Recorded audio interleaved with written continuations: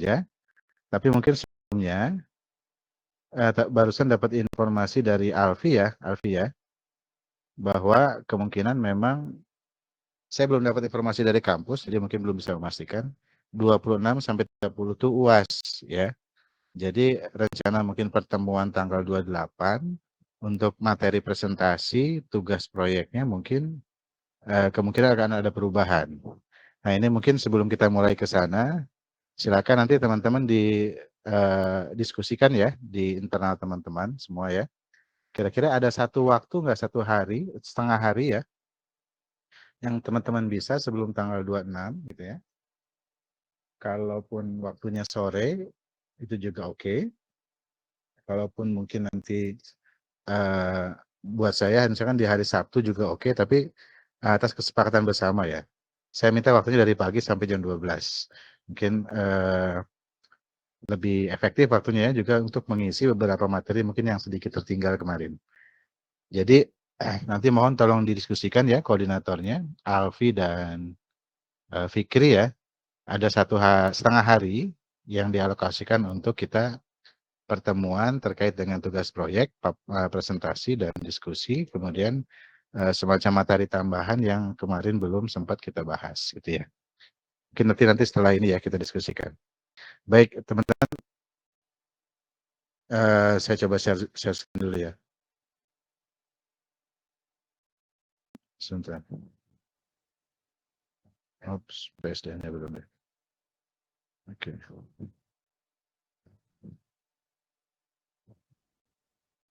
Sebentar. Oke. Nah, udah bisa terlihat ya teman-teman ya. Jadi kita masuk ke materi ketiga terakhir sebenarnya ya. Kebijakan pengelolaan sumber daya. Yang selanjutnya manajemen sumber daya air terpadu sebenarnya sudah kita secara tidak langsung ya sudah kita bahas ya di materi-materi sebelumnya. Cuman tadi itu nanti ada waktu khusus ketika nanti setengah hari itu kita bisa manfaatkan untuk pemantapan. Kemudian pemodelan ini mungkin sekilas akan kita juga bahas di pertemuan yang tadi itu, pertemuan khusus ya, dan dilanjutkan nanti UAS di pertemuan 16. Jadi sekarang kita masuk ke kebijakan pengelolaan SDA. Yang menarik di sini kalau teman-teman mengikuti mungkin ya, kita dulu pernah sempat punya Undang-Undang Nomor 7 Tahun 2004 tentang sumber daya air. Kemudian pada perjalanannya dilakukan judicial review ya. Jadi ada beberapa yang mengusulkan judicial review terkait undang-undang ini karena beberapa hal.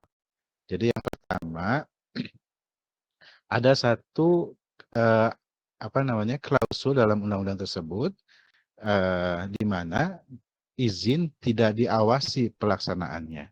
Ini yang menarik ya karena izin itu pada dasarnya merupakan tools pengawasan terhadap pemanfaatan, penggunaan atau pengusahaan yang kemarin kita bahas ya, air ya, oleh pihak-pihak tertentu ya yang telah mendapatkan izin. Nah, ketika izinnya tidak diawasi, maka yang terjadi adalah kemungkinan proses-proses yang di luar regulasi atau ketentuan yang ada. Misalkan ada penyimpangan dan lain-lain. Maka ini menjadi salah satu isu yang dibahas dalam Judicial Review Undang-Undang Nomor 7 Tahun 2004 tentang sumber daya air. Kemudian isu yang kedua yang juga menarik adalah penguasaan sumber air tidak dilakukan penindakan. Nah, ini memang penguasaan sumber air ini seperti yang kita bahas kemarin ya, ketika ada pelanggaran di undang-undang tersebut diindikasikan tidak dilakukan proses penindakan. Ini juga yang menjadi catatan di undang-undang lama ya, 7 2004. Kemudian terkait dengan perusakan sumber air dan pencurian air ya, itu juga tidak dibahas secara detail. Kemudian tidak diberikan penindakan yang jelas ya, dan menimbulkan kemungkinan-kemungkinan buruk ya terhadap pengelolaan sumber daya air. Akhirnya hal yang ditimbulkan dari ketiga isu tadi adalah sumber air tidak dapat diakses oleh masyarakat secara umum ya.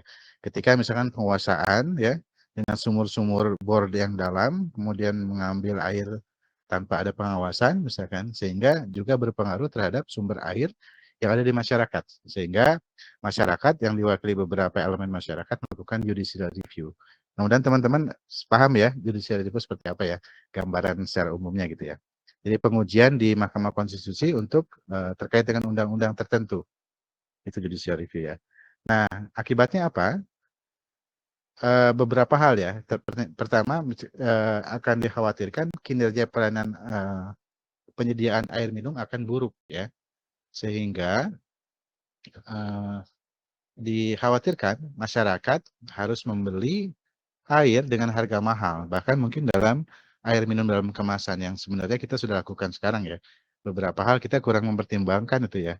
Ketika kita membeli air seharga mungkin yang air mineral gelas gitu ya, atau mineral botol sekitar 5.000 misalkan ya, yang botol 600 mili, kita mungkin nggak berpikir kalau dihitung secara nominal ini sebenarnya mahal. Cuman karena kita mungkin sudah terbiasa dengan itu, kita mungkin serasa oh ya ini nggak apa-apa. Padahal dari sisi kuantitas dibandingkan dengan harga yang harus kita bayar itu mungkin lebih mahal dari yang seharusnya. Nah ini yang dikhawatirkan kenapa ada terjadi judicial review adalah kurang lebih seperti itu. Kemudian dikhawatirkan lebih lanjut bahwa ketidakhadiran negara karena tadi tidak ada pengawasan perizinannya itu menimbulkan konflik kemungkinan di masyarakat ketika misalkan ada sebuah perusahaan besar kemudian dia mengeksploitasi air tanah atau mungkin mata air di daerah tertentu tapi tanpa pengawasan maka dikhawatirkan justru masyarakatnya yang terdampak dan masyarakatnya akan mengambil tindakan dan hal inilah kenapa dilakukan judicial review terhadap undang-undang yang lama, Undang-Undang 7 2004. Itu ya poinnya ya. Mungkin singkat-singkat saja. Nah, apa yang dimuat dalam pengaturan yang baru yaitu di Undang-Undang nomor 17 tahun 2019 terkait sumber daya air yang menggantikan undang-undang yang lama nomor 7 2004 yaitu yang pertama kehadiran negara diperkuat. Teman-teman nanti bisa cek di beberapa pasal ya, pasal 3, bab 3, pasal 67, pasal 9 dan lain-lain. Kemudian kehadiran negara ini yang diperlukan karena memang tadi itu pengawasan terhadap perizinan itu diharapkan bisa mengurangi potensi kerugian bagi masyarakat sekitar, masyarakat kecil ya, dan menghindari konflik yang ada di masyarakat.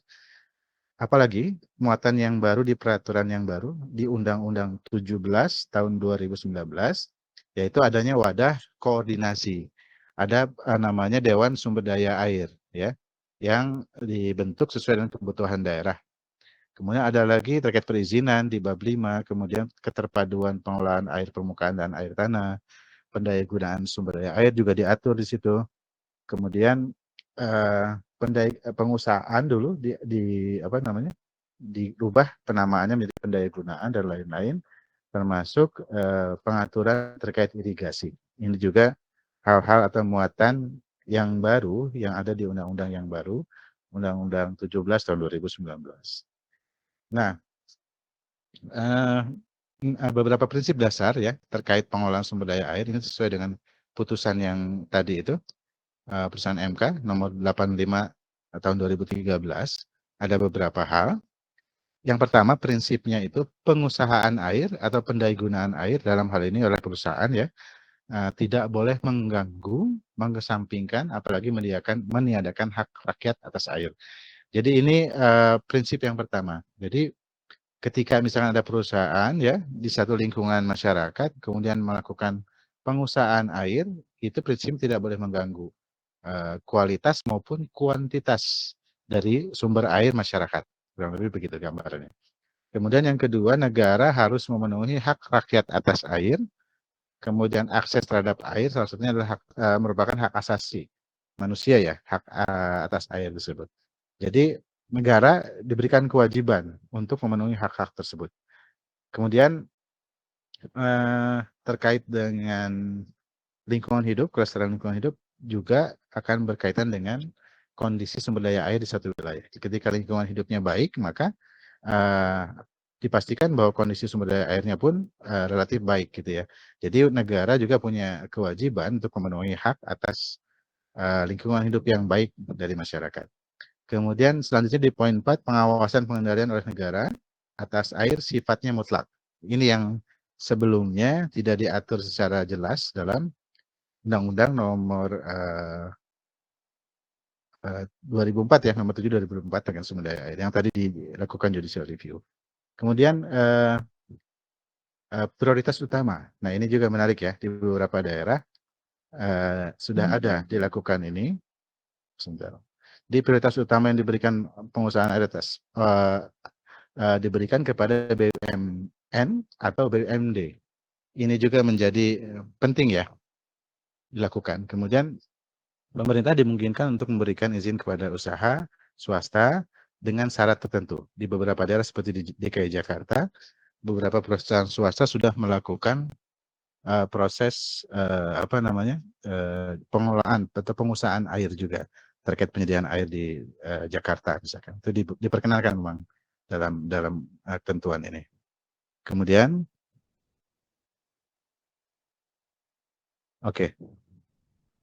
Nah, ini mungkin dibahas juga di pasal 1, pasal 28, pasal 34 dan seterusnya.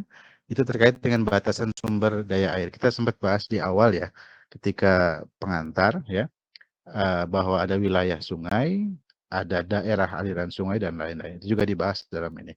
Kemudian penyedia jasa atau operatornya di sini ada beberapa, misalkan SPAM, perkotaan, irigasi ya, PLTA, air minum dalam kemasan, pariwisata dan lain-lain. Kemudian batasan-batasan ini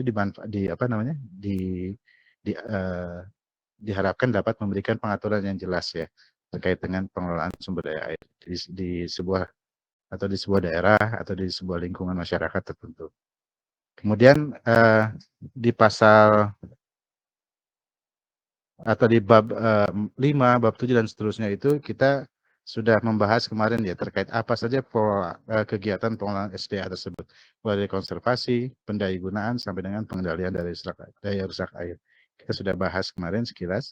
Kemudian apa saja juga ini di pasal 24 sampai dengan pasal 37 pun kita sudah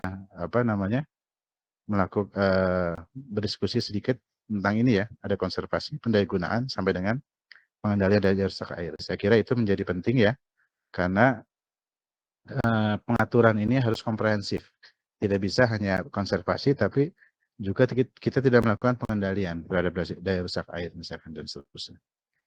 Nah, mungkin ini sedikit ya, satu slide lagi terkait peraturan turunannya terkait sumber daya air. Tadi sebelumnya ada Undang-Undang Nomor 7 2004 terkait sumber daya air, kemudian dilakukan judicial review, dianggap dan diganti dengan Undang-Undang Nomor 17 tahun 2019 tentang sumber daya air. Kemudian di undang-undang tersebut sebenarnya diamanatkan ada 19 peraturan pemerintah yang mengatur lebih detail tentang sumber daya air ini ya. Namun sampai dengan saat ini memang proses penyusunannya masih dalam proses ya penyusunannya, sehingga beberapa seperti rancangan peraturan pemerintah terkait pengelolaan sumber daya air masih dalam RPP rancangan ya. Ada RPP irigasi, kemudian RPP sumber air, dan RPP sistem penyediaan air minum. Nah, yang menarik di tahun 2020 ya, setelah undang-undang ini terbit, ada Undang-Undang Nomor 11 tahun 2020. Kalau teman-teman perhatikan mungkin sangat ini ya, sangat heboh pada saat itu ya, yaitu Undang-Undang Cipta Kerja. Di situ diturunkan beberapa peraturan pemerintah, di antaranya penyelenggaraan perizinan berusaha berbasis risiko PP 5 2021, dan ada peraturan pemerintah nomor 22 tahun 2021 tentang penyelenggaraan perlindungan dan pengelolaan lingkungan hidup. Nah, mungkin ini mungkin yang menjadi perhatian penting ya buat teman-teman ke depan. Peraturan yang terakhirnya kurang lebih ini Undang-Undang 17 2019, dilanjutkan ada peraturan pemerintah nomor 22 tahun 2021. Jadi dari dua peraturan ini saya sudah nanti lampirkan di Google Classroom ya peraturannya, akan saya lampirkan segera. Kemudian dari situ harapannya teman-teman pelajari apa yang ada di Undang-Undang 17 2019 dan apa yang ada di peraturan pemerintah nomor 22 tahun 2021. Ya, saya kira ini slide terakhir saja. Jadi dua hal itu yang saya minta teman-teman melakukan semacam resume ya terhadap dua peraturan atau kebijakan terkait sumber daya air ini. Yang pertama adalah Undang-Undang 17 2019 ini ya. Kemudian yang ini ya. Dan yang kedua adalah peraturan pemerintah nomor 22 tahun 2021 tentang penyelenggaraan PPLH. Nah, di dalam itu dibahas semua dari mulai B3, dari mulai